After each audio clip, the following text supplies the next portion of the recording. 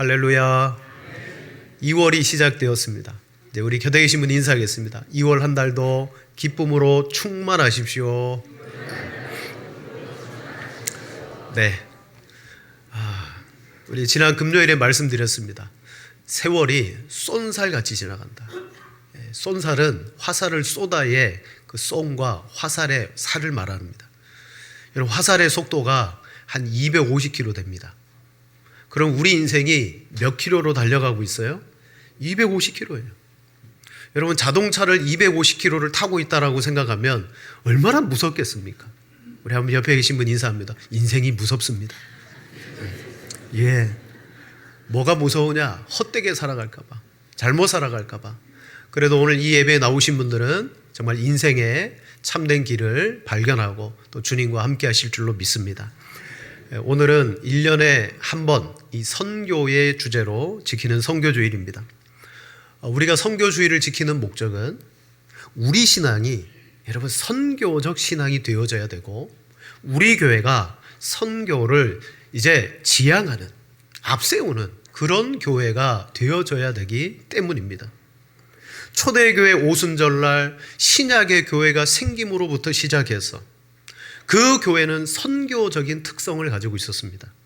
초대교회는 완전하지 않았습니다. 유대교와 로마의 압박과 유대교의 속박 속에서도 자유롭지 않았음에도 불구하고 너무 자연스럽게 초대교회가 만들어진 순간부터 선교하기 시작했고 보내는 일을 하기 시작했습니다. 여러분, 우리가 선교를 하기 위해서 무엇이 필요할까요? 우리가 살아가는 이 세상은요, 돈이 있으면 뭐든지 다 하는 세상입니다. 이제는 교회도 그런 것 같아요. 돈이 교회를 움직여가는 것 같고 돈이 모든 일을 하는 것 같아요. 하지만 선교는요, 돈으로 하는 것이 아니에요. 돈도 필요하죠. 선교는 삼위 하나님의 마음으로부터 시작된다라고 가르치고 있습니다. 여러분, 우리는 왜 선교를 해야 됩니까? 뜬금없는 질문 같지만 이것은 우리 개인과 교회가 스스로 질문해 봐야 되는, 왜 우리는 선교를 하지? 여러분, 동기의 문제예요. 동기. 목적도 중요한데 어떤 동기로 하냐. 어떤 사람은 인간애를 바탕으로 인도주의적인 차원에서 인류애, 세상에 있는 사람들을 사랑해야 된다는 동기로 선교를 하고요. 어떤 사람은 부채의식, 우리나라가 그렇게 극심하고 어려웠을 때 와서 헌신하고 도와준 이들이 있지 않냐, 이제 우리가 그 빚을 갚아야 된다, 부채의식 때문에 하기도 하고요. 어떤 이는 이제 우리나라가 세계 속에 으뜸으로 쓰지 않았느냐, 교회도 세계화, 인류화가 되어져야 되니까 선교를 해야 된다라고 생각합니다. 여러분, 이런 동기들도 좋아요. 하지만 정말 성경이 말하는 선교적 근거로는 너무 약하다는 거예요. 근거가 약하게 되면 어떤 일이 벌어집니까? 어려운 상황이 닥치게 되면 포기하게 돼요. 내가 왜 이걸 해야 되지? 비근한 예로 우리나라가 외환위기를 겪었을 때 교회에서 여러 부분의 재정을 줄이고 뺄 때 교육의 부분을 뺐고 선교의 부분을 많이 뺐어요. 왜 그랬습니까? 정말 선교가 하나님의 마음으로 시작하고 교회의 존재의 목적이라고 여긴다면 그렇게 할 수가 없는 거예요. 이 근거, 동기가 약하니까 빠지고 말더라는 거죠. 선교는 하나님의 마음을 우리 그리스도인과 교회가 감사함으로 감당하는 사역입니다. 그러므로 교회는, 성도는 하나님의 마음을 담는 일이 너무도 중요해요.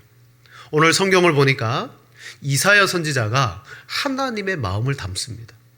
그리고 그 말씀 앞에 반응합니다. 자, 오늘 본문에서 우리는 하나님을 만나는 이사야 선지자를 목격해요.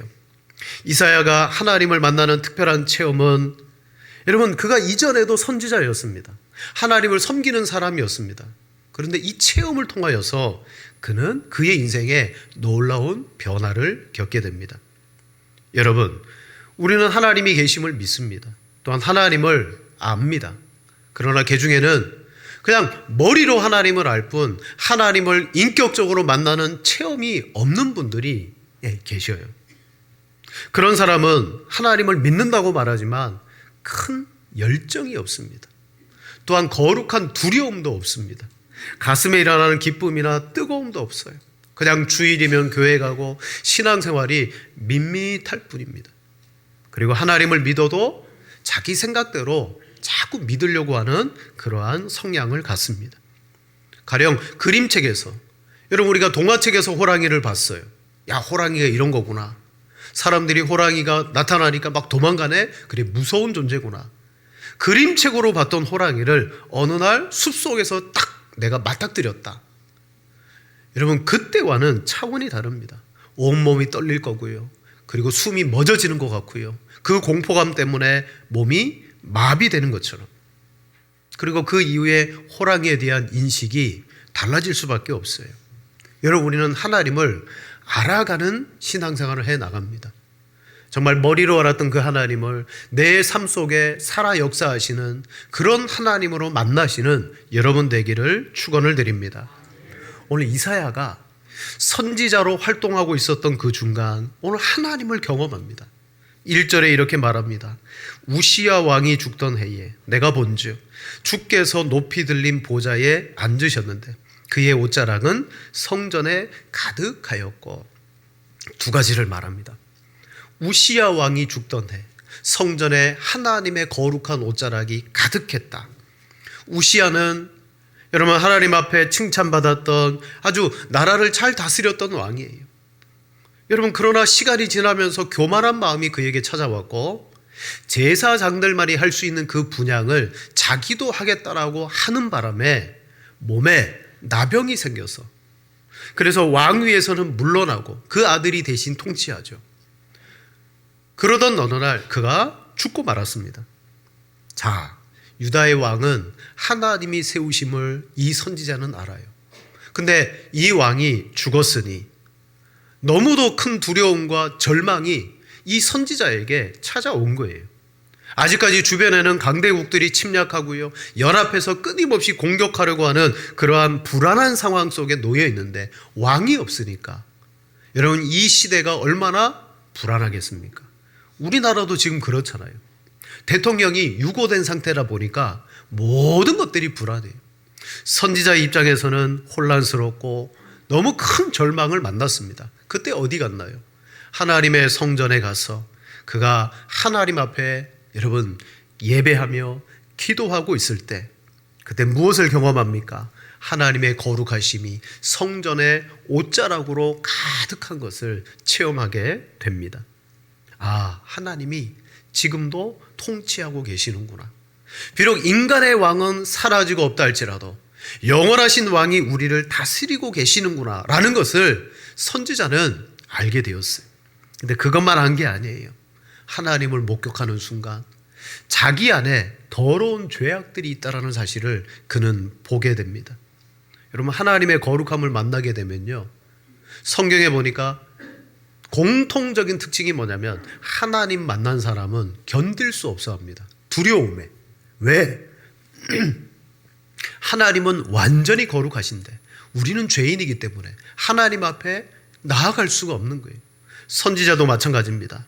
견딜 수 없어서 5절에 이렇게 말합니다. 우리 5절을 같이 한번 읽겠습니다.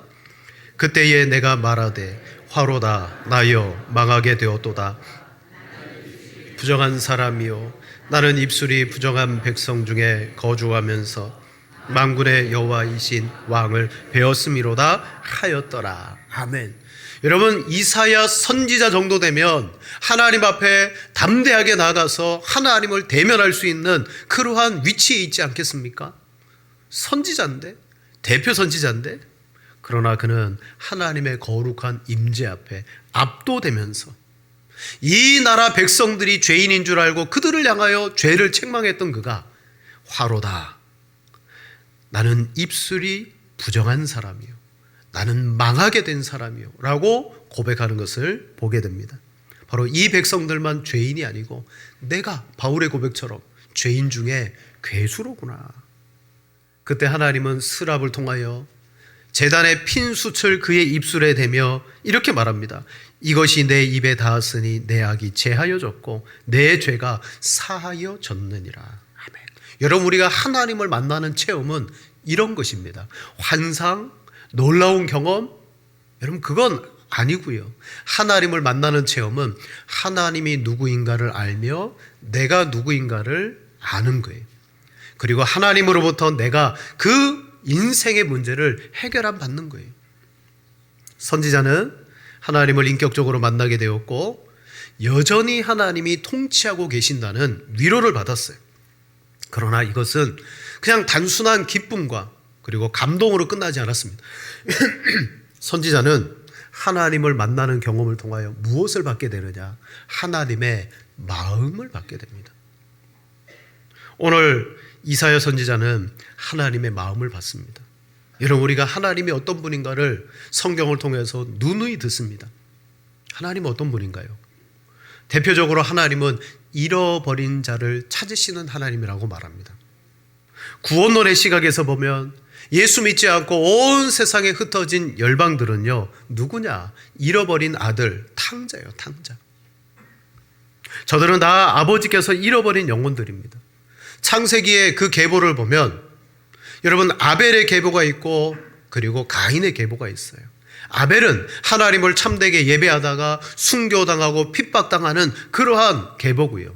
가인의 계보는 형식적으로 예배드리다가 결국은 하나님을 떠나버린 계보예요. 하나님은 지금도 그 아벨의 계보를 따라서 그리스도 예수 안에서 참된 성도들을 지금도 보존하고 계시지만, 그러나 가인과 같이 멀리 놋 땅으로 가고 거기에 자기의 성을 짓고 자손을 낳아서 살아가는 그 이방인과 열방들을 하나님은 지금도 어떻게 하신다? 하나님이 찾으시기 위해서 기다리고 계신다라고 분명히 말씀하고 있습니다. 그들 중에는 유발과 같이 수금과 퉁소로, 여러분, 음악의 조상도 있고요, 각종 구리와 철로 도구를 만드는 그런 조상도 있고요, 목축을 하는 조상도 있어요. 여러분, 그런 사람들이 이 세상에 과학과 문화와 문명들을 일구었어요. 하지만 이 모든 것들은 바벨탑과 같은 거예요. 하나님은 그렇게 하나님을 떠난 가인의 후손, 탕자와도 같은 잃어버린 그들이 돌아오기를 원하세요. 여러분, 자녀를 잃는다는 것이 얼마나 가슴 아픈 일인지 여러분 아시잖아요. 우리 자녀를 키우다가 한 번쯤 경험해 보셨을 거예요. 내 자녀를 순간 잃어버린 경험. 저도 한 번 있었습니다. 우리 막내를 그냥 사람 많은 인파 속에서 잠깐 손을 놓았는데 애가 사라지고 없는 거예요. 그냥 하늘이 노래지더라고요. 찾았을까요? 못 찾았을까요? 어떻게 하셨어요? 만약 그 아들을 잃어버렸다면, 여러분, 제가 여기 있어서 정말 기쁜 마음으로, 평안한 마음으로 그렇게 사역하고 두 다리 쭉 뻗고 잘 수 있겠어요? 매일 밤마다 고통이겠죠. 여러분, 하나님은 탕자와도 같은 그 열방들이 돌아오기를 원하세요. 이게 하나님의 마음이에요. 왜 그 아들을 보내시며 죽이시기까지 그 일을 하셔야 되느냐? 우리를 사랑하신다 그랬잖아요. 하나님은 우리뿐만이 아니고 이 우리 밖에 있는 그들도 사랑하세요. 그래서 로마서 15장 9절에는 이와 같이 말씀하십니다. 이방인들도 그 긍휼하심으로 말미암아 하나님께 영광을 돌리게 하려 하심이라. 기록된 바 그러므로 내가 열방 중에서 주께 감사하고 주의 이름을 찬송하리로다 함과 같으니라. 아멘. 하나님은 우리의 예배만 받으시기를 기뻐하시느냐? 아니요. 저 이방인들에게도 찬송을 받으시기를 원하시더라. 이사야 선지자는 하나님을 목격하고 그가 죄가 사하여짐을 경험한 이후에 하나님의 음성을 듣습니다. 자, 우리 8절 다 같이 읽습니다. 내가 또 주의 목소리를 들으니 주께서 이르시되 누가 우리를 위하여 갈고하시니 그때에 내가 이르되 내가 여기 있나이다 나를 보내소서 하였더니. 아멘. 누가 우리를 위해서 가고 내가 누구를 보낼고. 하나님의 음성입니다. 하나님은 찾아야 될 이가 있는데 그들을 위하여 내가 누구를 보낼고. 두 번째로 우리가 여기서 발견하는 하나님은 누구냐? 보내시는 하나님이에요. 찾으시는 하나님과 함께 이 일을 위해서, 찾기 위해서 보내시는 하나님이에요. 예수님이 마태복음 9장 37절에 말합니다. 제자들에게 이르시되 추수할 것은 많되 일꾼이 적으니 그러므로 추수하는 주인에게 청하여 추수할 일꾼들을 보내주소서 하라 하시니라. 아멘. 예수님도 하나님께 청하여 추수할 일꾼을 보내어달라.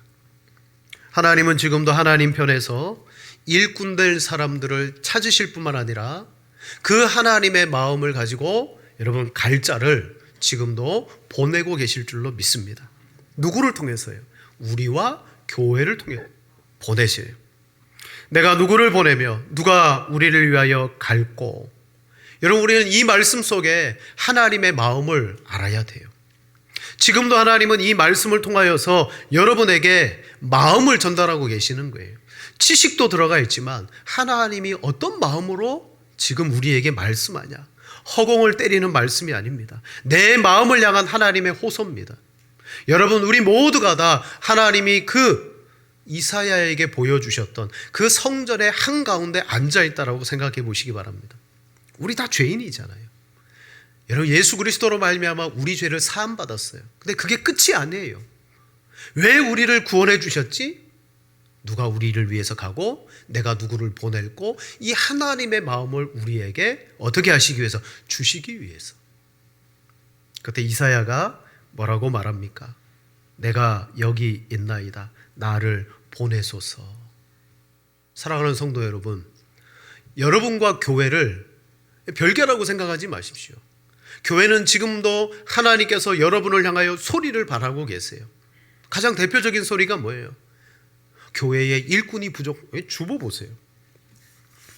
끊임없이 외치잖아요. 방송 부원이 모자란다. 꽃꽂이 봉사자를 보내야 되는데 뭐 다 모집한다는 거예요. 이런 것뿐만이 아니고 하나님은 우리를 기도하는 가운데, 신앙서적을 읽는 가운데, 말씀을 보는 가운데, 아, 하나님의 마음이 이런 것이구나, 그걸 우리에게 가르쳐 주시는 거예요. 그러나 하나님을 깊이 있게 경험하지 않고 그냥 신앙생활하다 보면 다 놓쳐버리고 그냥 말더라는 사실입니다. 여러분, 이사야는 내가 여기 있습니다. 나를 보내주십시오. 그가 들은 그 말씀에 하나님의 마음을 받아서 나라도 하나님 써주십시오라고 고백하고 있어요. 죄인은 이 하나님의 부르심 앞에 제대로 응답할 수가 없습니다. 아담은 내가 어디 있느냐 하나님이 물었을 때 하나님 앞에 나서지 못했어요. 제가 벗었으므로 숨었나이다. 여러분, 죄인은 죄로 말미암아 숨어들 수밖에 없어요. 하나님이 우리에게 은혜 주시고 죄를 사해 주셨기에 하나님의 마음을 받을 줄도 알고 그 마음 앞에 반응할 줄도 아는 사람으로 바꾸신 줄로 믿습니다.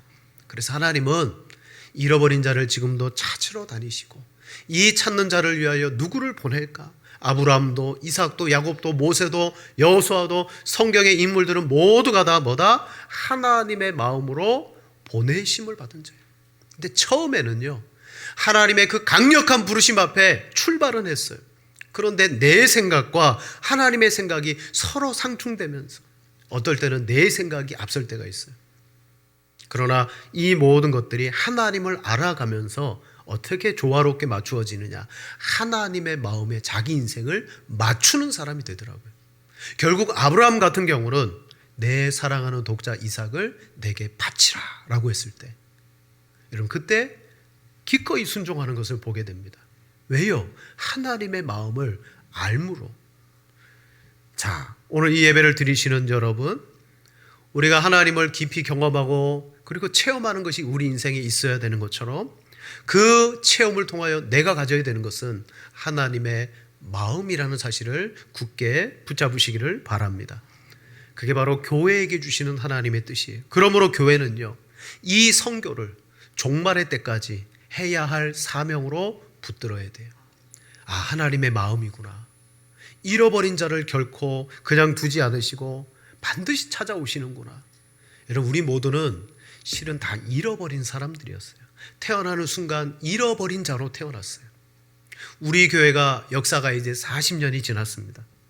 만약 하나님이 잃어버린 자를 찾으시고 내가 누구를 보낼까 보내는 일을 하지 않았다면 우리 교회는 존재하지 않았습니다.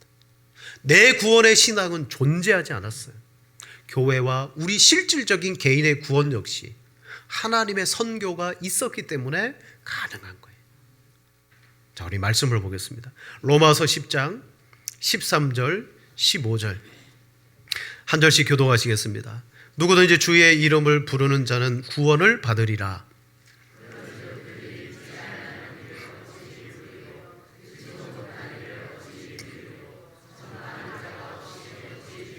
함께 봅니다. 보내심을 받지 아니하였으면 어찌 전파하리요? 기록된 바 아름답도다 좋은 소식을 전하는 자들의 발이여 함과 같으니라. 아멘. 내 입술에서 주의 이름이 고백되고 주의 이름이 나오는 것은 믿음이 생겼기 때문이고, 이 믿음이 있는 것은 들었기 때문이고, 들었다는 것은 누군가 내게 와서 외쳐주었기 때문이고, 그 사람이 외쳤다는 것은 하나님이 그를 보내셨기 때문이에요. 여러분, 2000년의 역사를 지나서 저 고대 근동 아시아, 바로 이스라엘 땅에서 벌어진 복음의 사건이 온 세계를 돌아서 하나님이 보내신 사람이 이 땅 가운데 와서 저와 여러분들이 그 하나님의 마음으로 구원받은 줄로 믿습니다. 자, 십자가의 구원은 이미 완성됐습니다. 하지만 선교는 마지막 종말의 날까지 우리에게 남겨진 과업입니다. 내가 너희를 위해서, 이 일을 위해서 너희를 불렀다. 하나님의 나라는 아직 완성되지 않았죠. 그래서 지금도 그 나라를 위해서 일할 사람들을 하나님은 부르고 계신데, 지금도 하나님이 열심을 내고 하시는 일이 뭐냐면 내 마음, 하나님의 마음을 우리에게 끊임없이 전달하고 계실 줄로 믿습니다. 이때 하나님의 마음을 받고 그 마음을 따라서 제가 여기 있습니다, 저를 보내주십시오라고 말하는 사람은 철든 그리스도인이에요. 아무리 하나님의 마음을 전달해도 그걸 알지 못하는 사람이 있잖아요. 그 아버지 집의 맏아들, 그 아버지의 마음이 정말 잃어버린 아들을 향하여서 있는데 왜 전 재산을 다 탕진하고 가산을 다 말아먹은 저 아들을 잔치도 베풀어주고 저렇게 사랑하면서 나는 이것만큼도 안 해주시냐고.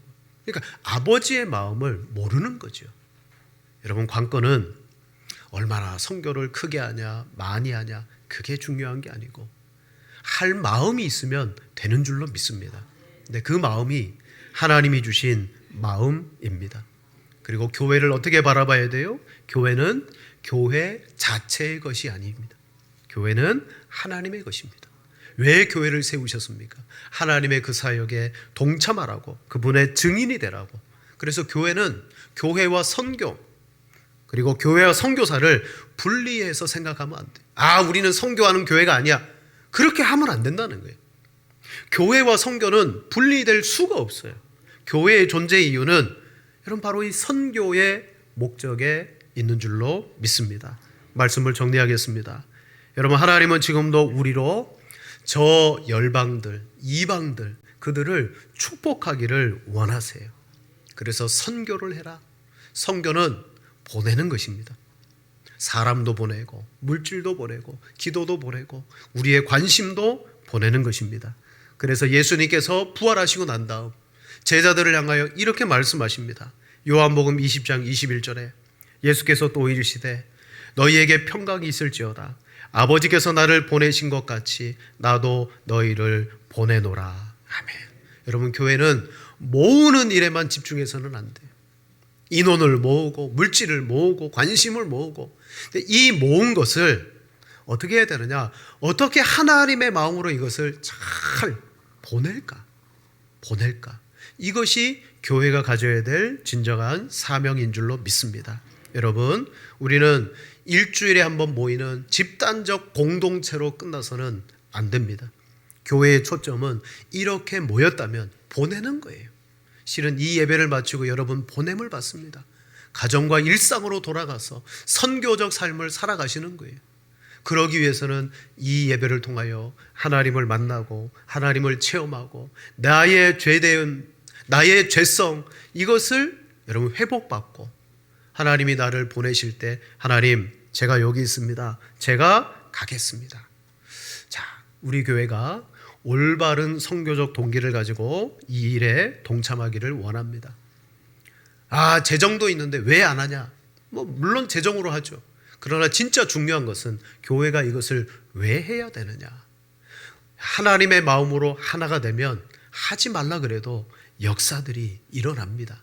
여러분 그것을 위해서 기도해 주시고, 그리고 하나님의 마음을 여러분 개개인이 가질 때 여러분의 신앙에 놀라운 열매와 일들이 반드시 일어날 줄로 믿습니다. 하나님 그 마음을 갖게 해 주옵소서.